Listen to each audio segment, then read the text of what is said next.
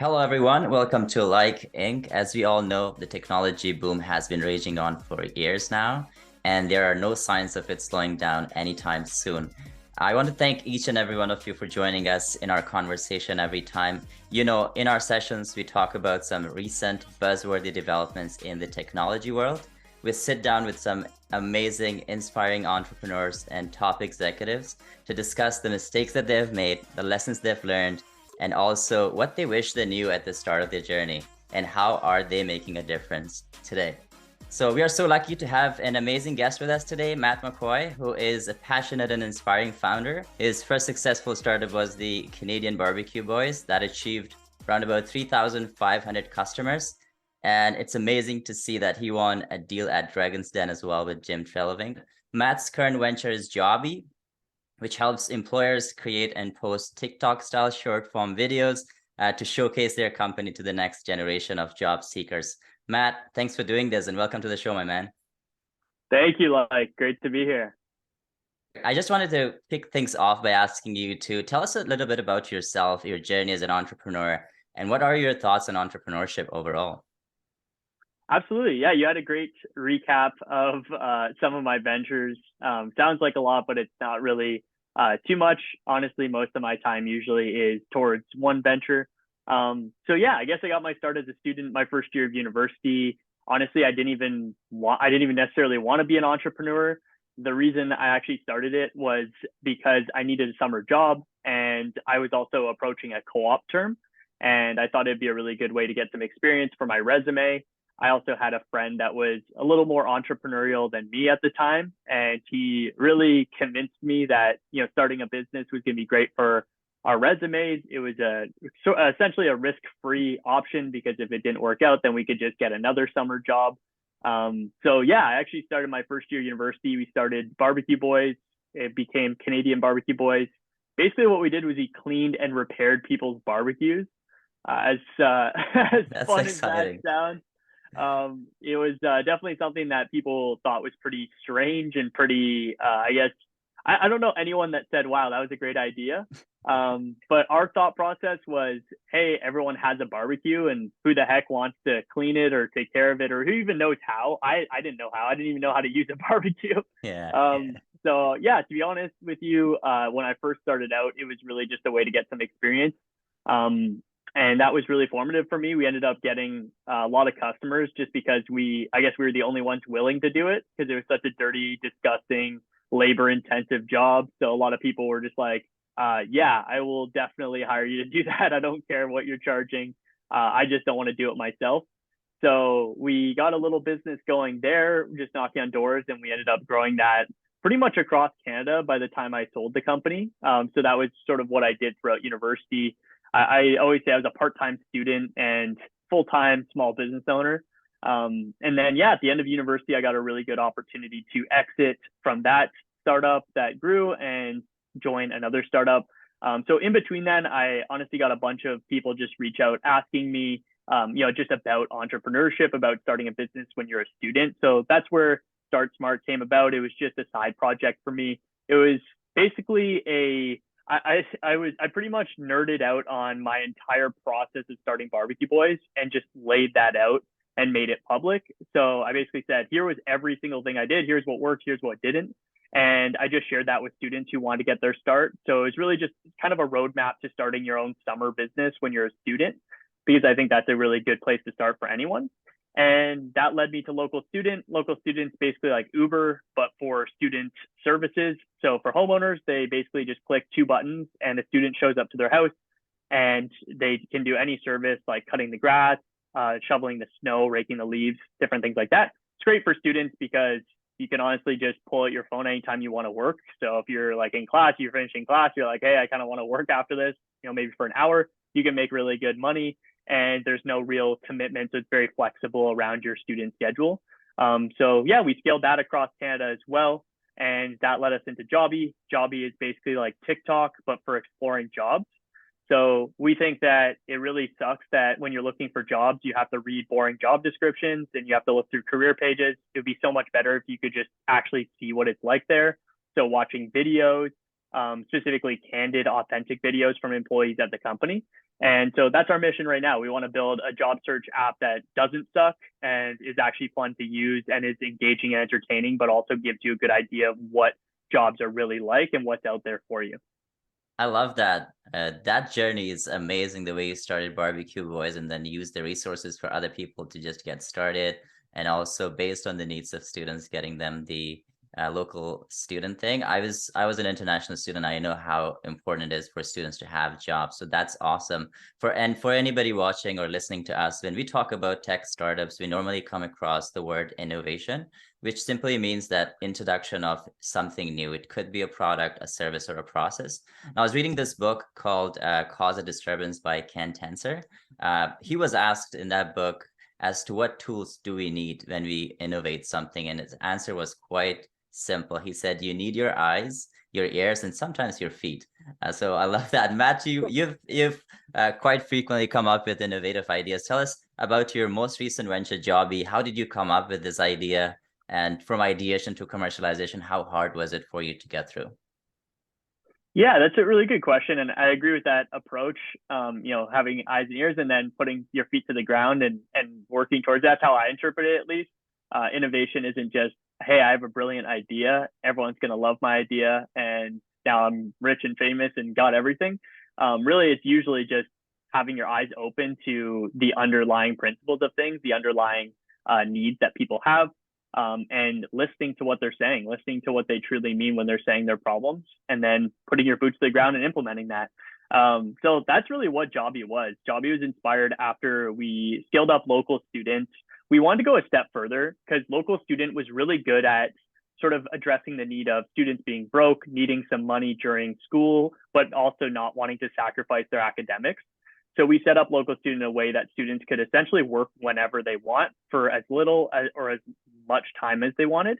So it's a really good system. By the way, local students still out there. So maybe I'll do a shameless plug like, hey, if you want to be a student, just literally register for local students, the easiest thing.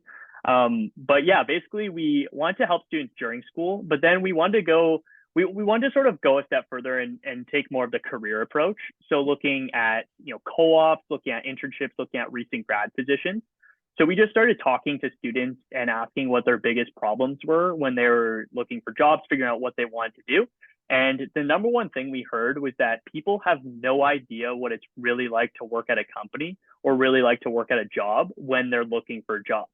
And this is a fundamental problem. I mean, imagine you were buying a house, you had no idea what that house looked like, or you're getting a car, you had no idea what the car felt like, what it smelled like, what it felt, or what it was, how it performed. All those different things. And then for jobs, you spend literally 8 hours a day, which is pretty much half of your waking hours at a company in a role, and you have no idea what it's like. So that was when the light bulb went off. We were like, this is a big problem. And right now, there really isn't a good way to learn. Because if you look at a job description, honestly, you can read that in depth, but I don't think anyone has the patience to really go through every single job description. And even if you do, there's probably going to be a lot of buzzwords, going to be a lot of jargon, a lot of paragraphs just to make a company sound really good or a job look really good. So yeah, we basically just peeled the onion and we said, what's the best way to see a company? We're like, well, you could pull out your phone, you could start filming it. So that's what we started doing. We went to events we went to actually a really big tech conference called Collision. And it had 30,000 people. They took out the whole exhibition center. So they rented the whole area out. It's massive. Pretty much every company that I've ever heard of was there. They had booths, and I literally just brought my phone. I brought a basic tripod setup, like one of those stabilizers, attached a microphone and a light to it. And I just walked up to people at booths and I said, hey, can I film you talking about your company, about your job? Like, what's it like? And yeah, I made people feel uncomfortable. It was candid. But I just sort of got an understanding of, what made each company unique. So, I mean, there was different accounting firms. So we had different views, like what's KPMG like compared to what's Deloitte, and started to get those contrasts, and getting that on video is really powerful. So yeah, we reached out to companies afterwards. We said, hey, can we go a step further? Can we, walk around your office? Can we talk to your employees? Can we see what a day in the life is like? And we ended up doing that. We went to KPMG's head office. We went to Walmart's new innovation center. We've gone to a lot of different offices and just essentially tried to capture what it's really like to work there. And yeah, our end game, our ultimate vision is to build a platform that kind of looks like TikTok in the form that it's just entirely centered on video first. So your entire screen is a video. You would scroll through videos of what different companies and what jobs are like. And then if you want to apply, you could swipe right to apply to that company. So that's what we're trying to do with Jobby. That's our vision, and that's sort of how we've been thinking about approaching it.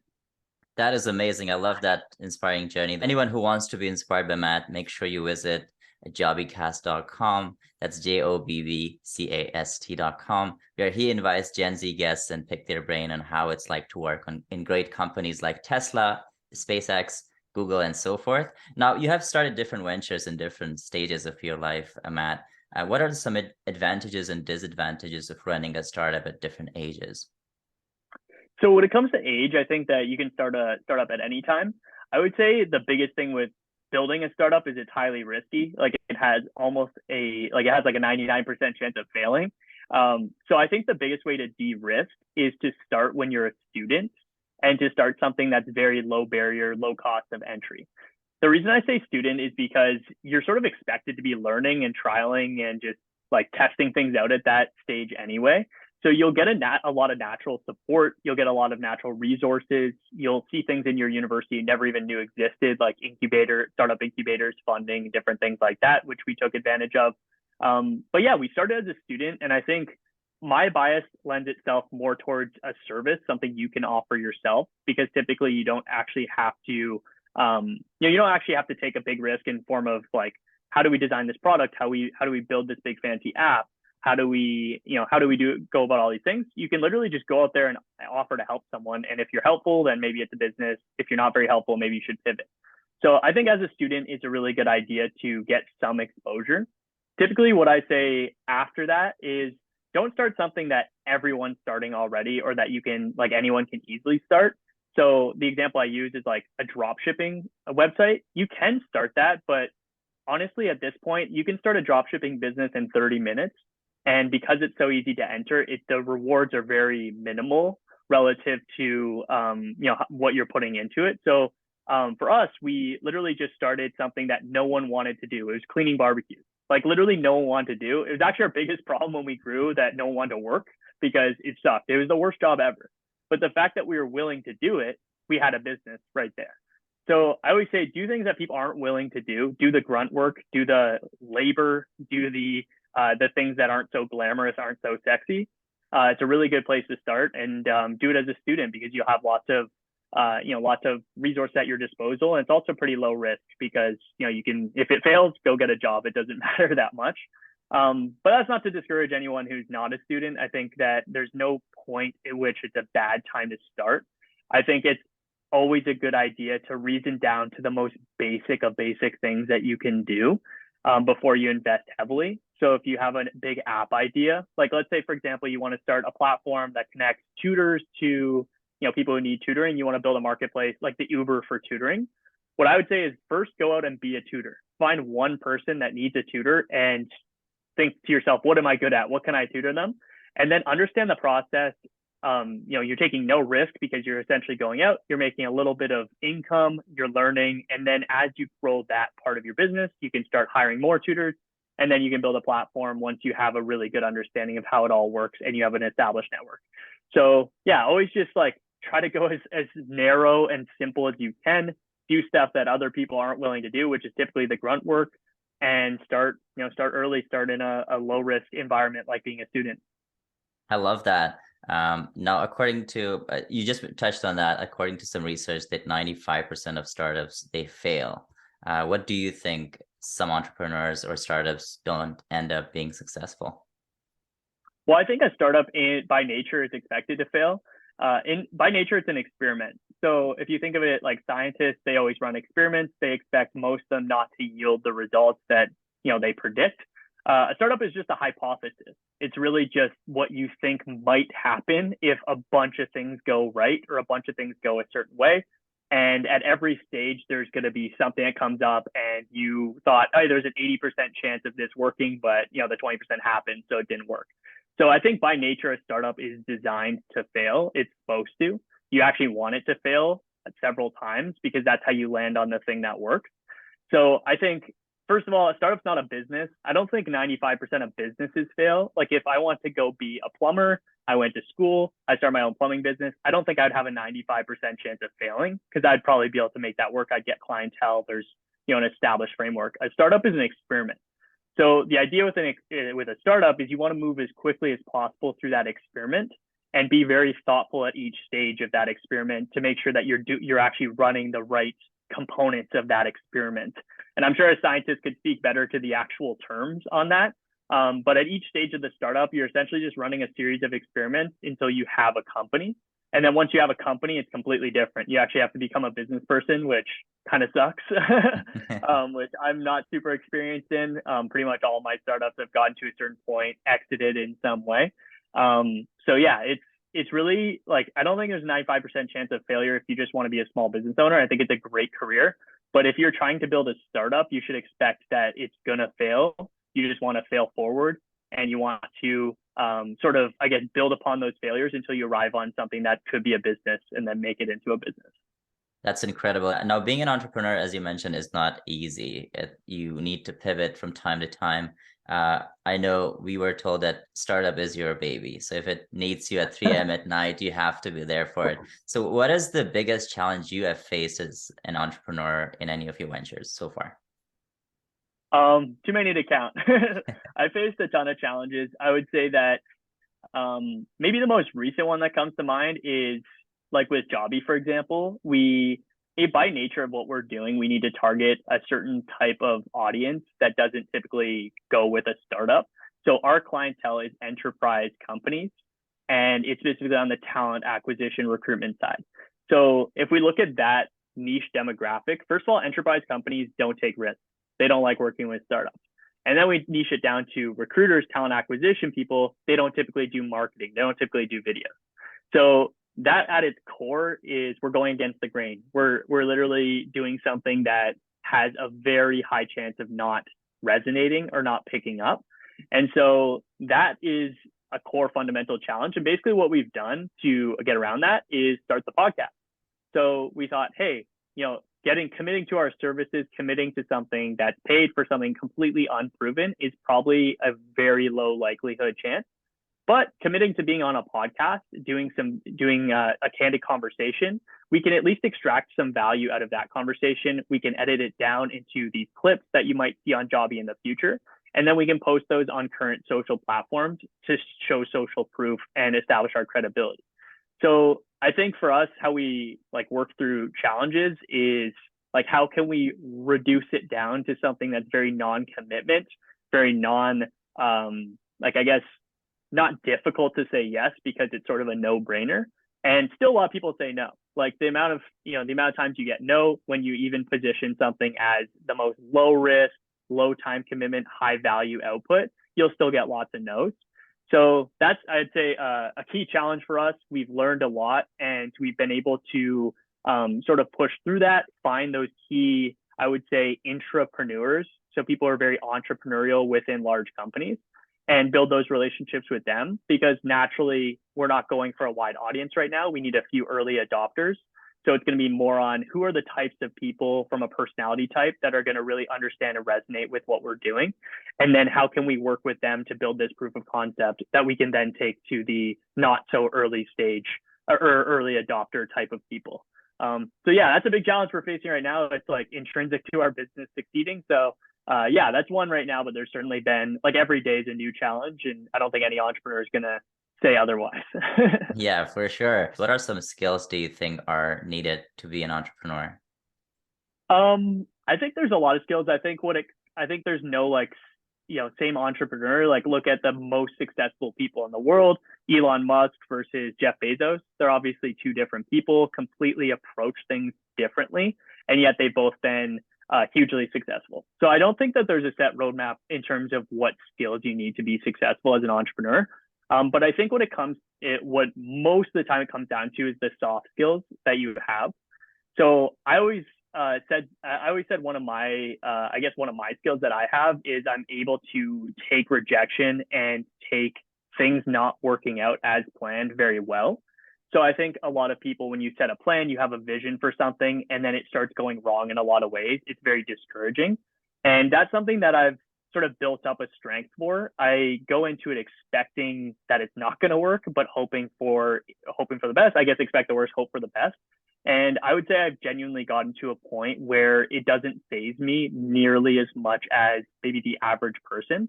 So I think going into situations, being able to be genuinely adaptable, but also putting your full foot forward in what you're doing is a very difficult thing to do.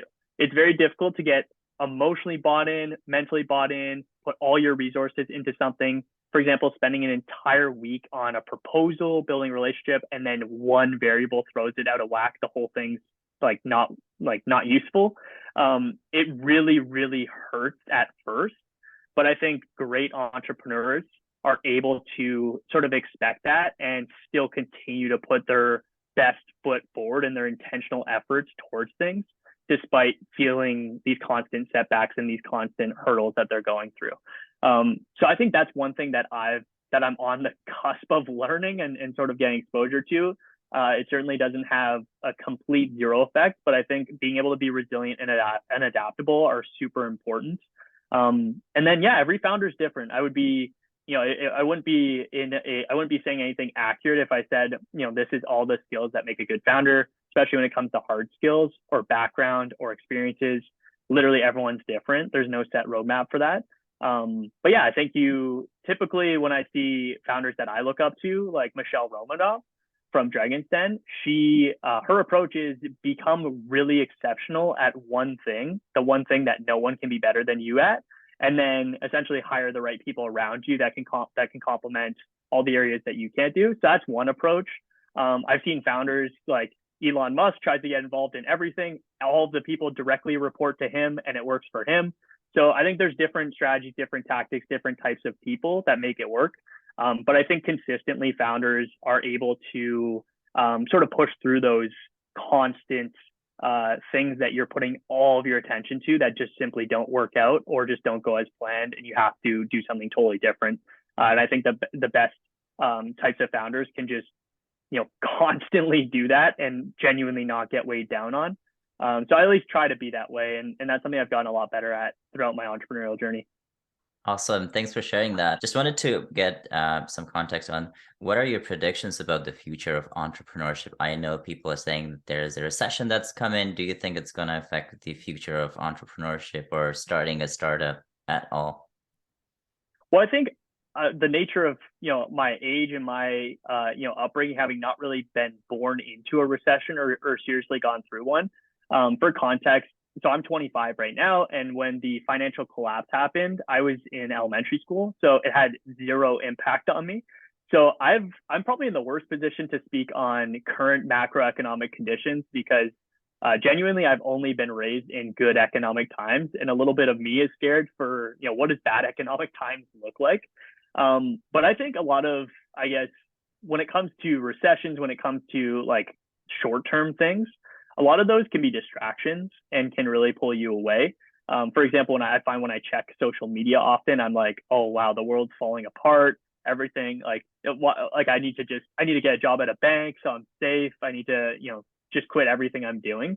But when I don't check social media, I think very clearly, and I actually push through it, and things work out generally better. So yeah, first prediction is I have no idea what's going to happen with the current recession and trends that way. But I think largely speaking on a high level, I think there is a huge decentralization of things happening in my own space when it comes to hiring, jobs, recruitment.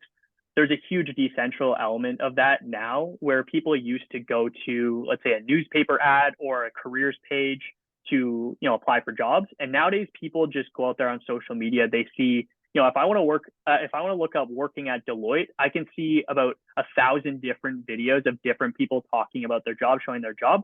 And that's, I think, inherent in a lot of industries where there's a ton of decentralization of how information is shared and communicated. And also just how people can go about starting businesses and being entrepreneurs. I think most people inevitably will be an entrepreneur in some way, shape, or form down the line. So it'll just be, hey, I'm a full-time startup founder, or hey, I'm really good at digital marketing, so I do this on the side with a couple of people. or hey, I help out with graphic design, or I'm a music teacher on the side. I think everyone will be entrepreneurial in some way, and that's already the case. And I think that's just going to keep speeding up to a point where everyone's sort of a free agent in the market, just using their skills. But I think a lot of people will still have jobs and traditional things as well. Absolutely. Thanks for sharing. And I echo what you said. After COVID, people are just thinking about other options, especially if they want to start a side gig or something of their own. That's something they're looking for. Shifting gears a little bit about yourself, tell us about a successful day in your life as an entrepreneur. And I know it's chaotic. Sometimes you have to attend meetings and all that. What is a successful day in Matt's life? I think for better or for worse, I attribute success to the actual tangible metrics, and I've always tied it to sales and to to customer stuff. So yeah, I would always tie it to maybe some of the big days that I've closed a big deal or gotten a sale. So one of my most iconic days I'll never forget is the first day of Canadian Barbecue Boys. I genuinely mean it when I say we had no idea what we were doing. I'd never used a barbecue before. Everyone's like, you're going to start a barbecue services business. I'd never used a barbecue before. So people are like, what are you going to do? I'm like, oh, I'll figure it out. Like, I'm sure I can find information. I'm sure I can learn on the job. So just to paint that picture, basically we had exams. It was our first year of university. So we finished up exams and then we got home after exams and it was a Saturday and we were like, okay, so we don't have summer jobs. This is our summer job. We put all these plans. Like we literally spent the whole second semester planning. And I was like, so what do? We don't have any customers. So we just decided we'd go out and knock on doors in our neighborhood. We picked my neighborhood because we were at my house. So again, we had no idea what we were going to do. I like Googled a sales script that I found online. I typed it out. It was literally like a page long, like literally like 500 characters. This thing was an essay. And I just memorized, practiced like all day and night. And then we went out the next day. We were right on my street and we literally walked around the street for, I'm going to say, an hour and a half before we like actually knocked on our first door. Cause it was like, no, you knock on the first door. It was like, no, you knock on the first door. It was like, we were terrified. We literally, like, there's so many things at play. Like we didn't know what we were doing. We'd never done sales. We literally knew nothing. So finally I saw a gentleman outside on his lawn and I said, you know what, it's now or never. And I went up to him. I gave the worst sales pitch of human history. I think I talked for 4 minutes straight before he even opened his mouth. And he started laughing during it. He was like, this is hilarious. And then afterwards, he's like, I still don't know what you're offering, but you're clearly super passionate about this. You clearly want to do something for me. So yeah, like, let's do it. So the first person I talked to ever about our company was a customer. It was a sale. And that really gave me a lot of motivation. So we ended up getting 4 sales on our first day out, which happened to be enough jobs for the next day. And then we started on that trend of going out, doing jobs all day, getting sales for the next day, and eventually scaling up from there. So yeah, that was a really memorable moment, talking to the first person that ever became a customer. I think that's every entrepreneur's dream. When you have all these ideas, you have all these plans, you see what it's going to be, but then getting there is the not so fun, not glamorous part. So getting your first customer, I will literally never forget. And it's been like that for every business since then. The first customer is always the hardest and it's always a different path. But that was a pretty iconic day, getting our first $40 sale and then starting our business from there. Thank you for sharing. I know when you start a startup, you have different stages. What part of being an entrepreneur is your favorite? Is it the ideation? Is it like finding a co-founder? Is it like talking to the customers about their pain points and giving them a solution? What is your favorite point and part of being an entrepreneur? The funny thing is, my current co-founder Alex and I were talking about this, and we were like, we hate building startups. We hate the early stages because we're both very high level, like long-term thinkers. And so we hate it. We hate doing the grunt work. We hate doing this stuff at the beginning, especially if it's stuff we know we're not good at and we're just sort of doing because we're resource constrained. We can't hire like 50 people to do all the specialties. So the short answer is we don't like it. We don't like doing the early stages. But if I were to say my favorite thing is going out in person and talking to people. That's literally I've never seen anything that compares to it, especially when you're in the early stages of a startup. Because number one, most people stay behind a screen. The amount of startup founders that I know, they're like, oh, I'm building a tech startup, or I'm doing this, and this. So I just, build really good, fancy content, Instagram graphics, or I build a fancy website. I'm like, have you talked to a single person, like actually face to face talk to them? And they're like, no. So it's so weird to say, but the biggest differentiator of an early stage startup founder, like from one to the next, is are you willing to go out to someone in person and talk to them? So for us, like when we had the idea for Jobby and we started working on it, we spent probably about a month or so, and we didn't really get anywhere because it was all just hypothesis talking. It was just like, hey, I think this, I think that, this article says this, these people say this. And then I was just like, hey, I just got this opportunity as in the next 36 startup incubator. And I got a message in Slack saying, hey, we got a set of free tickets for this event. It was like $1,000 to attend. And they're like, we got free tickets, first come, first serve. I got it was on a Saturday. I don't check Slack on Saturdays usually. And I got the notification. I looked at it. I was the first person to respond. So I got the tickets for this event. And I was like, hell yeah, I'm going out in person. I'm going to talk to as many people as I can, see what happens. And then and I found out like 2 nights before the event. So I didn't really have time to make a plan. And so I was like, hey, on my phone, I have this content equipment that I had from a previous startup. And so I just brought it. I was like, hey, like I said to Alex, my co-founder, I was like, hey, what if I just film people there? Like, what if I just like talk to people and film people? He's like, I don't know, like kind of a weird thing to do, but I guess. So I just showed up, started filming people. And then I just sort of parlayed that into conversations with them afterwards, built the relationship from there. So literally go out in person. That is like the number one thing I always say is like go out in person. That's my favorite part. I'm not even an extroverted person. I'm actually very introverted in my personal life. So it's not that I get energy from talking to people. It's just you learn so much from a face-to-face conversation that you don't get when you're remote or what you don't get over email. When you can actually see how someone reacts to what you're saying and you can sort of talk in that sense, you can learn so much. So I'd say I fast track a ton of learning from talking in person. And when I fast track stuff, I'm happy. So therefore, my favorite part is going out in person, talking to people. I always find I make a ton of progress. And that falls in any stage of the startup. Doesn't matter if it's just getting started or if it's later stage. I will always be out finding every opportunity I can to talk in person or meet with people in person, even if it's super inconvenient. I can echo what you just mentioned because when I was also working on a startup idea, the best part was just going and asking and talking to people and do you have a mentor? And if yes, what is the best advice you've received from them? That's a good question. So truthfully speaking, I've had mentors ever since the beginning. It started off as my dad, as cheesy as that sounds. My dad was my dad went the corporate route, but he had a lot of experience. He started in sales, worked his way up to upper management. So he had a lot of that hard work, that grind, and that spirit. And my dad actually, before he got started in the corporate world, he did one of those student franchises, similar to College Pro or Student Works. But at his time, it was fences because I guess people didn't have fences in the 70s. I don't know. But it was a student franchise. It was called King Fence, and he did fencing. So a lot of that was very similar to what I was doing with my startup because they're both summer businesses. So turned to my dad for mentorship. My dad always taught me, actually probably reverse of what business advice was, but he always taught me to have a balance. So we kind of understood each other. We understood that we could both just go all day long, all night, every single day, which is what I did at the beginning. And one of the first most important lessons was you're going to burn yourself out. It's ultimately gonna have a negative effect. You got to have that balance. And of course, being 18, I didn't listen to him.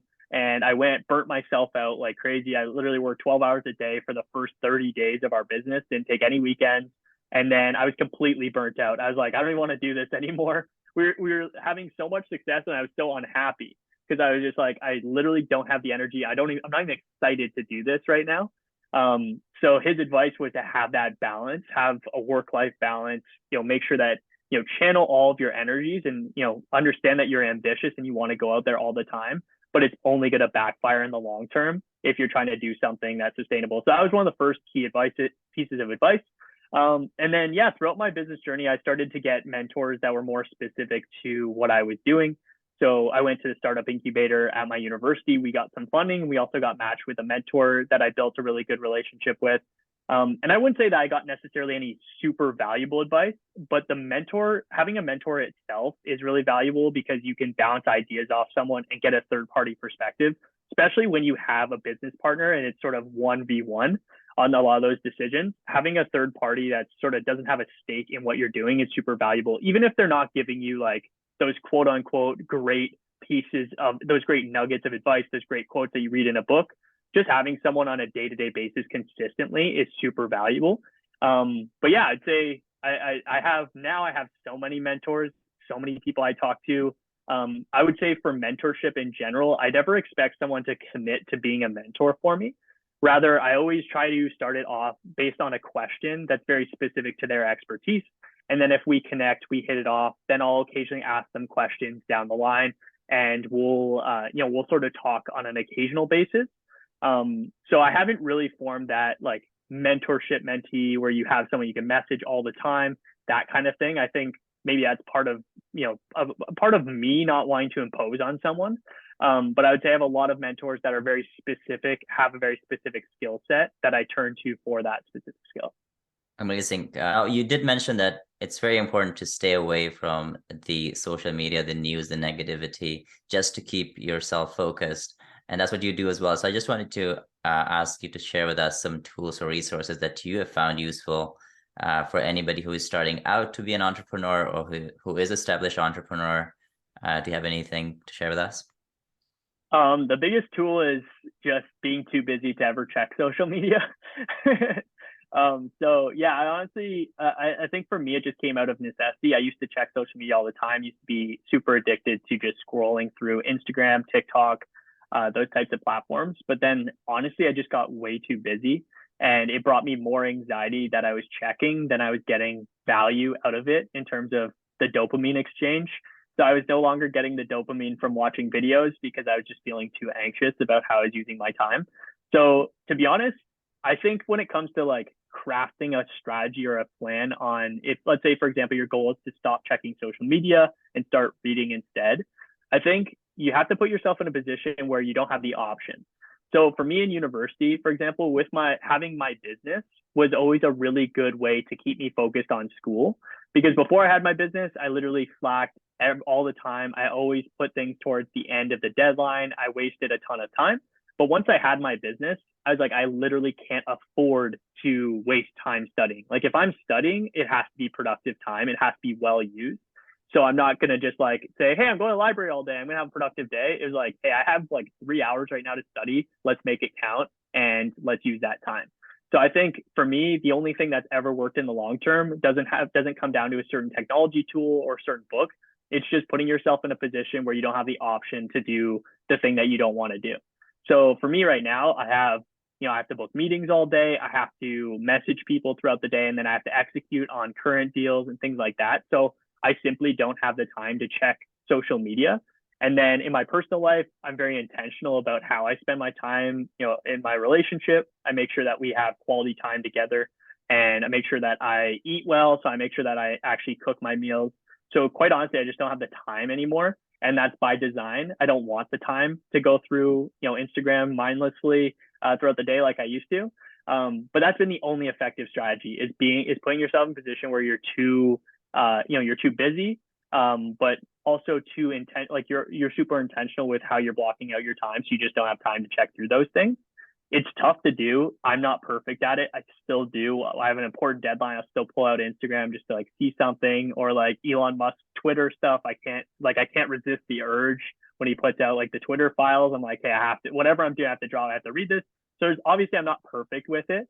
But I think that putting yourself in a position where it's not like I want to do this, so I'm gonna start trying to read for 15 minutes instead of checking social media. It didn't work for me when I tried that. I did it for a couple of days. The habit got lost.